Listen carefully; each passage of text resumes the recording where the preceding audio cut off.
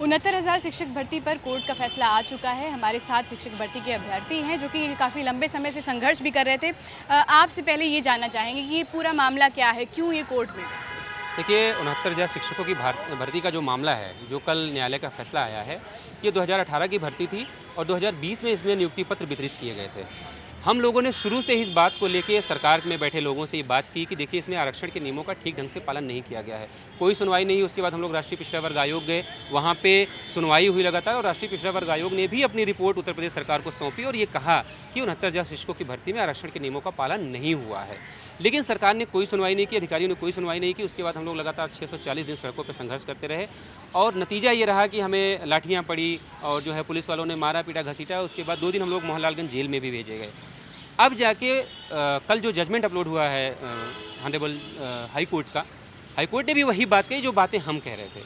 जो हमारी प्रेयर थी उसको उन्होंने लागू करते हुए ये कह दिया है कि 69,000 शिक्षकों की भर्ती की पूरी प्रक्रिया को रद्द कर दिया। उन्होंने कहा कि आप दोबारा पूरी प्रक्रिया बनाइए और उत्तर प्रदेश आरक्षण सेवा अधिनियम 1994 के जितने भी प्रावधान हैं उनका पालन करते हुए एक एक व्यक्ति को नियुक्ति पत्र मिलना चाहिए। कोई भी गलत व्यक्ति नहीं नियुक्त होना चाहिए और जो सही लोग हैं वो बाहर नहीं होने चाहिए। अब इसमें एक खतरा और उत्पन्न होकर आया है कि जो लोग 4 साल से नौकरी कर रहे हैं तो उनके नौकरी पर संकट आया है। तो हम लोग ऐसी उम्मीद कर रहे हैं कि आज चूँकि जानकारी ये मिल रही है कि मुख्यमंत्री जी इस मामले को लेकर कोई बैठक कर रहे हैं, तो हम लोग उम्मीद कर रहे हैं कि उनके लिए भी सरकार कोई रास्ता निकालेगी, क्योंकि कोर्ट ने ये कहा है कि जो नियुक्तियाँ हो चुकी हैं उनको इस सेशन तक डिस्टर्ब ना किया जाए और इस सेशन के बाद उनके बारे में फैसला किया जाए। तो हम लोग उम्मीद कर रहे हैं कि सरकार इस मामले में आगे बढ़ेगी और हमें हमारा हक देगी और जो नियुक्तियाँ हो चुकी हैं उनको भी सुरक्षित करने के लिए कोई ना कोई रास्ता निकालेगी। बिल्कुल।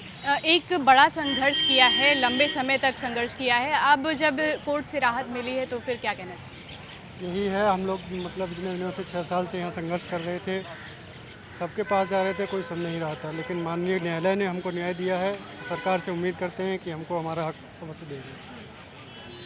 और 3 महीने में नई सूची जारी करने के लिए कहा गया है। कई सारे जो बड़े नेता हैं उनका भी अब सपोर्ट मिल रहा है, कमेंट कर रहे हैं। अभी आपको क्या लगता है 3 महीने में जब नई सूची आएगी तो उसमें जो नियम हैं उनका पालन हो जाएगा? देखिए 3 महीने में तो बहुत बड़ी बात है।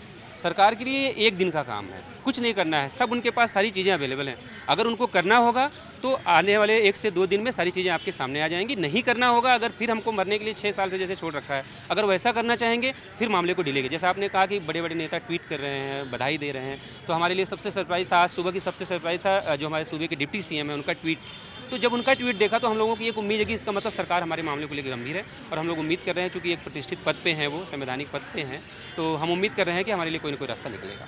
बिल्कुल। 69,000 शिक्षक भर्ती के अभ्यर्थी हैं जिनका मानना है कि अब जब इनको हाईकोर्ट से राहत मिली है तो ऐसे में जल्द से जल्द इनकी नियुक्ति होगी और जो आरक्षण में गड़बड़ी हुई थी उसको सही करके जल्द से जल्द जो अभ्यर्थी हैं उनको न्याय मिलेगा। कैमरा पर्सन रवि के साथ नित्या दीक्षित, न्यूज़ 18 लखनऊ।